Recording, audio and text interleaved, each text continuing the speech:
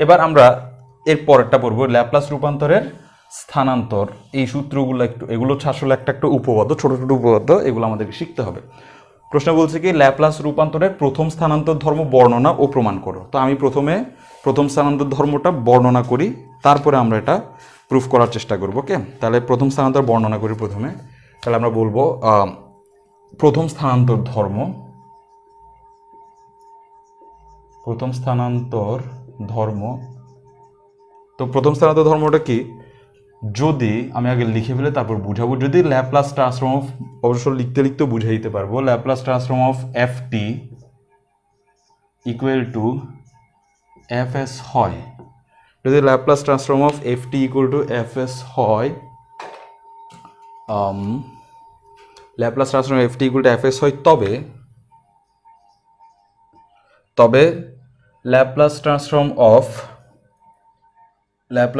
Of E to the power A T, আচ্ছা এখানে মনে হয় বোর্ডে ফ্লাশ পড়ে, আচ্ছা এখানে flush, E to the power এটি, একটু কথাগুলো শোনার চেষ্টা করি, ই to the power A T F T, E to the power A T F T, কি বলছি, Laplace transform E to the power A T F T equal to হবে F of S minus A, function of S minus A হবে।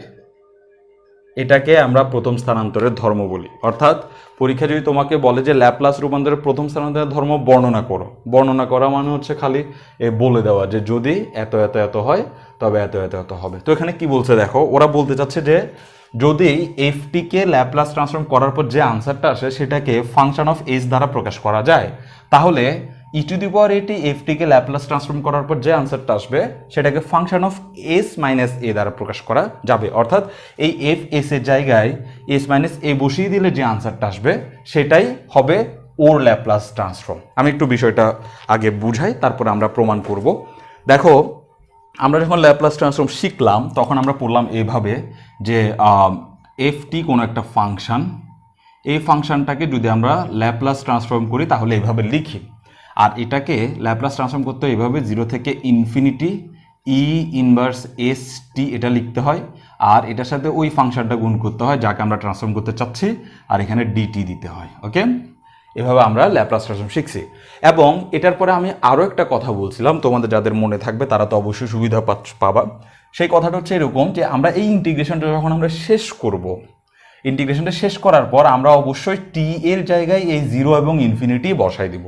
তো ইন্টিগ্রেশনটা করার পর একটা answer আসবে, ওই আনসারে টি থাকবে, ওই টি এর জায়গায় আমরা যখন আপার লিমিট এবং লোয়ার লিমিট বসাই দিব তখন এখানে আর টি থাকবে না, তবে এস এই জিনিসটা থেকে যাবে। ফলে এই জিনিসটাকে আমরা বলতে পারি যে ফাংশন অফ এস, অর্থাৎ এস এর ফাংশন বলতে পারি। তবে এখানে বড় হাতের এফ দেওয়া যাবে না, কারণ হচ্ছে টি এর ফাংশনটাকে আমরা বড় হাতের এফ দিছি।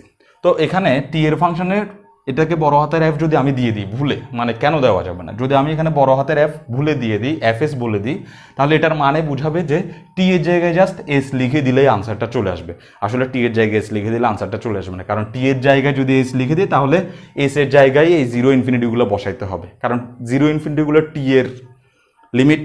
তা টি এর জায়গায় এস যদি বসাই দিই তাহলে কি হবে, লিমিটগুলো এস এর গায়ের উপর বুঝবে, ফলে আর এস সেখানে থাকবে না। সেজন্য এই বড় হাতের এফ টি ফাংশনটাকে আমরা ছোট হাতের এফ এস দ্বারা নতুন একটা নাম দিছি দাবি করতে পারি। তো এখন দেখো, এই টিকে আমরা আপার লিমিট লোয়ার লিমিটে চেঞ্জ করে এফ এস বলে দিতে পারি। তো এখন আমি যদি মাঝখান থেকে এই লাইনটা মুছে দিই,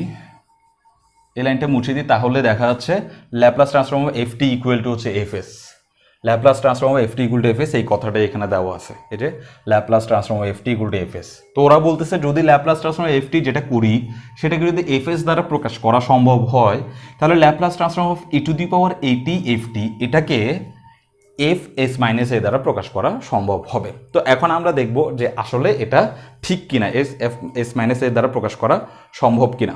ওকে, তাহলে আমরা প্রথমে বলি যে ল্যাপ্লাস রূপান্তরের সংজ্ঞা অনুসারে পাই, বলি যে প্রমাণ, এখন প্রমাণ শুরু করতেছে আমরা, এটা হচ্ছে বর্ণনা আর এখন প্রমাণ। ল্যাপ্লাস রূপান্তরের সংজ্ঞা অনুসারে পাই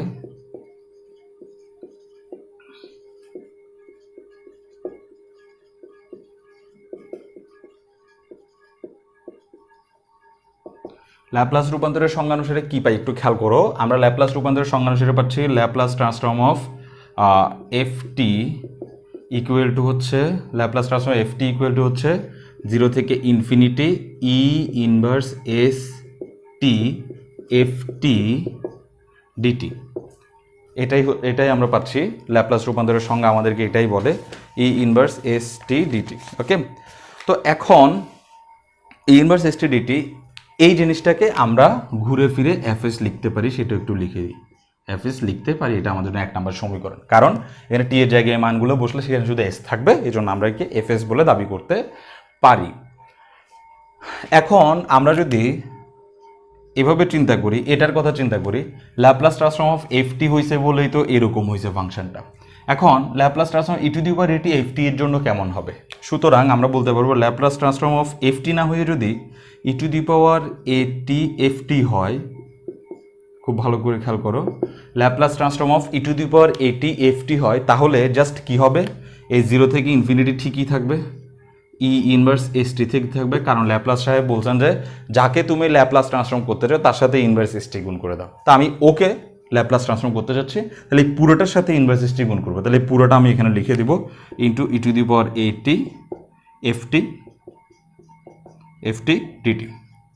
ওকে, তাহলে দেখো কি করলাম, এখানে এফ টিকে ল্যাপ্লাস ট্রান্সফর্ম করতে যাচ্ছি, ফলে এফ টির সাথে E to the power inverse S T গুণ করছি, আর এখানে এ two the power A T F টিকে আমি ল্যাপ্লাস ট্রান্সফর্ম করতে যাচ্ছি, এই জন্য ই to the power A T F টি এর সাথে ই ইনভার্স এস টি গুণ করে ইন্টিগ্রেশন করে দিচ্ছি। ওকে, তো এখন ওর ইন্টিগ্রেশন নিয়ে আমরা এখন আলোচনা করার চেষ্টা করি। খেয়াল করো, এখান থেকে আমরা কি পাচ্ছি, ওকে কিন্তু আমরা সরাসরি এফ এস বা এই ধরনের কিছু লিখতে পারতেছি না, কারণ হচ্ছে ওর উপর আমাদেরকে আসলে গবেষণা চালাইতে হবে। দেখো কি হয়, 0 থেকে ইনফিনিটি, এখানে এই ই এবং ই বেজ একই রকম, এই জন্য আমি ওদের পাওয়ার উপরে যোগ করব, তাহলে আমরা পাচ্ছি ই, এই দুজনকে যদি যোগ করি তাহলে আমরা পাবো মাইনাস এস টি প্লাস এটি, আর এখানে এফ টি তার জায়গায় থাকবে, ডিটিও তার জায়গায় থাকবে। ওকে, এখানে একটা গুণ চিহ্ন দিই। ওকে, এখন আমি এদের থেকে মাইনাসও কমন নিতে পারি, টিও কমন নিতে পারি, তাহলে ওদের থেকে যদি মাইনাস এবং টি দুজনেই কমন নিই তাহলে কী হবে, দেখো 0 থেকে ইনফিনিটি মাইনাস কমন না নিলে হবে না, মাইনাস কমন নিব, সেই সাথে টিও কমন নিব। ওকে, তাহলে ওর থেকে যদি মাইনাস এবং টি কমন নিই, ওর কাছে থাকে আর এস, আর ওর থেকে মাইনাস এবং টি যদি কমন নিই তাহলে ওর প্লাস চিহ্নটা মাইনাস হয়ে যাবে, আর ওর কাছে থাকে এ, কারণ চিহ্ন মাইনাস কমন নেওয়া মানে চিহ্ন চেঞ্জ হওয়া। ও থেকে মাইনাস কমন নিয়েছি, এটা প্লাস হয়ে গেছে, ওর থেকে মাইনাস কমন নিয়েছি, প্লাসটা মাইনাস হয়ে গেছে। ওকে, তাহলে মাইনাস কমন নিয়েছি, টি কমন নিয়েছি, এরকম হয়েছে, আর এফ টি যেমন আছে তেমন থাক, এফ টি ডিটি যেমন আছে তেমন থাক। ওকে, এখন দেখো, এখন আমরা যে পজিশনে আসছি এই পজিশনটাকে 1 নাম্বারের সাথে একটু কল্পনা করার চেষ্টা করি।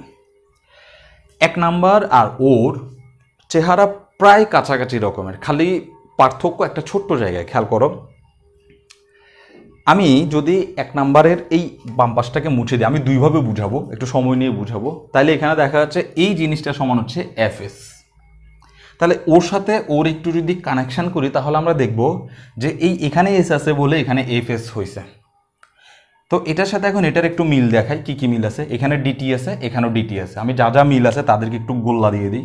এটা ডিটি আছে, এখানেও ডিটি আছে, এখানে বড় হাতের এফটি আছে, এখানেও বড় হাতের এফটি আছে, এখানে ই আছে, এখানেও ই আছে, এখানে একটা টি আছে, এখানেও একটা টি আছে, এখানে একটা মাইনাস আছে, এখানেও একটা মাইনাস আছে। তাহলে চেঞ্জটা কোথায়? ওর আর ওর সব কিছু মিল, খালি একটা জায়গায় চেঞ্জ, সেটা হচ্ছে ধ্রুবকটা চেঞ্জ। ওর ধ্রুবক হচ্ছে এস, যে কারণে এখানে এফ এস বসছে। ওর ধ্রুবক হচ্ছে এস মাইনাস এ, এস মাইনাস এ, যে কারণে এখানে আমরা এটার বদলে লিখতে পারবো এফ এস মাইনাস এ,